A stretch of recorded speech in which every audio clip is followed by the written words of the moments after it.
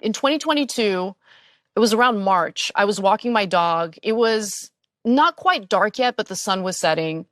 As I'm walking my dog, I see these two guys they were just kind of like moving around weirdly. You know, they seemed kind of manic and their clothes were tattered. So I knew that they were probably homeless. And I also knew that they're probably on something just based on like the twitchy way they were acting. But living in LA, I mean, there's homeless people everywhere, right? So I've never had problems. I didn't think anything of it. But as I was bending down to pick up my dog's mess, one of the guys like grabs me by my hips and he had an erection. Oh God. And just starts like humping me. And I didn't know what to do. Like I was terrified. I didn't have a weapon on me. Yep. Like I had no way of defending myself. I didn't know how far it was going to go because it's two guys. I'm by myself with my little dog. It was one of the most terrifying things ever because I'm pretty good at defending myself. In that moment, I just knew there was no option. No way. Yeah. Yeah.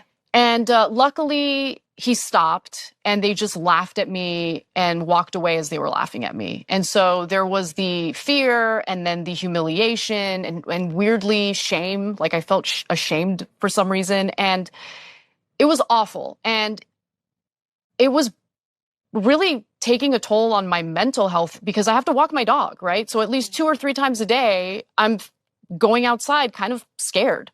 And so I opened up about this on the show, not really thinking much of it.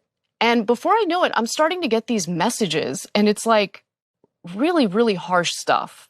And it's about how you are painting a picture of the homeless community. You know, how could you be like this? You know, these are your unhoused neighbors and they need help. A few people accused me of being racist when I had never disclosed the race of the individuals who did this to me. And in fact, they were white. And so like when they started accusing me of being racist, I'm like, wait a minute.